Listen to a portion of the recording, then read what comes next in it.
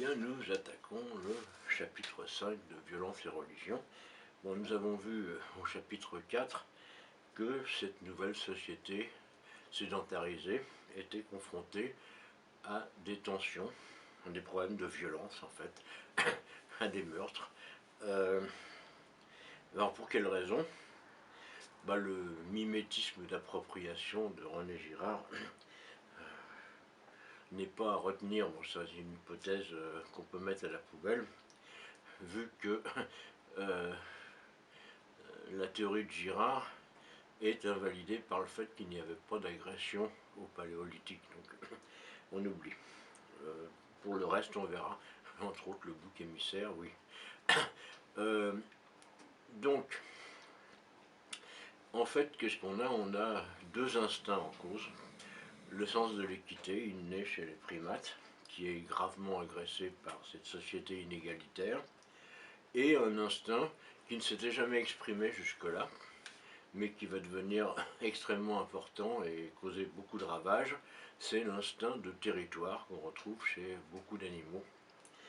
Et bien, tant que les hommes Homo sapiens se baladaient un petit peu au hasard sur les chemins, le concept de territoire n'avait pas de sens, mais maintenant ils ont un territoire et ça va réveiller des comportements agressifs. Donc deux causes importantes de violence. Alors on a vu que d'une manière assez collective, l'ensemble des membres de la tribu avaient accepté une morale inégalitaire, un petit peu comme les ouvriers qui votent Macron aujourd'hui.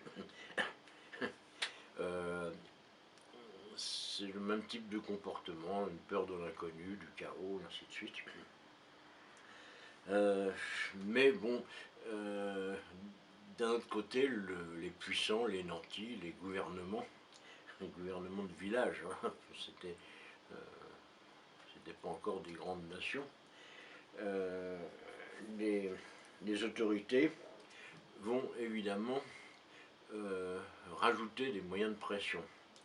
Alors, d'abord, il y a l'armée police, hein, les gendarmes, qui défendent le village contre les agresseurs extérieurs, mais également qui font la police à l'intérieur des murs de la cité. Il va y avoir la loi. La loi est dictée par les fonctionnaires, hein, puisqu'on voit apparaître des fonctionnaires. Et puis il va y avoir les prêtres. Les prêtres qui ont changé de rôle. Les prêtres sont devenus des prescripteurs de morale, ce qu'ils n'étaient pas avant, ou qu'ils étaient très peu avant. Et la prescription morale va devenir le principal travail des prêtres. Et ils vont bénéficier d'un relais dans ces structures patriarcales où l'homme travaille et la femme élève les enfants. Le relais des prêtres, ça va être la femme. Donc la mère de famille va relayer l'enseignement religieux du prêtre. Aujourd'hui, ça peut être l'imam, le rabbin ou le curé, bien sûr. Et le rôle qu'on souhaite pour la femme, c'est toujours le même, c'est de relayer l'enseignement religieux. C'est pas d'apprendre l'étape de multiplication de l'orthographe, c'est de relayer les valeurs religieuses. Alors dans le même temps, ces valeurs religieuses vont chercher à développer des croyances plus convaincantes, plus dissuasives pour les pauvres gens. C'est-à-dire qu'on va assister à une mutation des dieux. Jusque-là, on avait des dieux animaux, on avait des dieux élémentaux, hein, l'âme de la forêt, par exemple, qui étaient un peu menaçants, mais pas autant que les dieux personnalisés qui vont leur succéder, qui sont des dieux mâles, agressifs, méchants, quoi. Ils édictent des principes moraux et si on ne les respecte pas, ils vous font la peau. Hein. C'est le Jéhovah qui, par exemple, qui arrive bien plus tard, bien sûr, mais qui punit tout de suite Adam et Ève. En plus, après il envoie le déluge, après il détruit Sodome et Gomorre, Jéricho, il envoie les plaies d'Égypte et ainsi de suite. Bon, il n'est pas gentil, quoi, Jéhovah. Donc, des dieux mâles, des dieux personnalisés, des dieux agressifs. Ça remplace l'âme de la forêt et puis les braves animaux. le dieu faucon, le dieu lapin et ainsi de suite.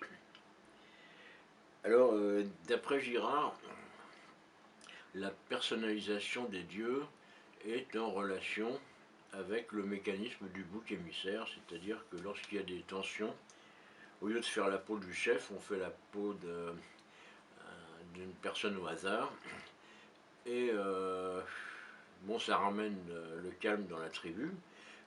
Donc après, on lui voue un culte, et selon Girard, ce serait l'origine de la naissance des dieux humanoïdes personnalisés, donc des victimes, des martyrs en fait, qui sont transformés en dieux. Alors, et ça, la démonstration de Girard est assez convaincante. On pourrait y revenir. Toujours est-il que ce n'est pas le seul moteur de l'apparition des dieux. Moi, je pense que fondamentalement, il fallait inventer des dieux autoritaires pour cautionner cette morale qui avait du mal à passer,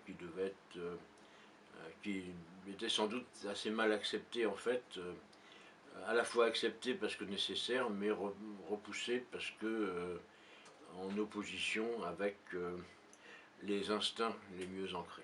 Alors on verra la suite au chapitre suivant. Je ne veux pas vous en coller trop dans la tête d'un coup. You.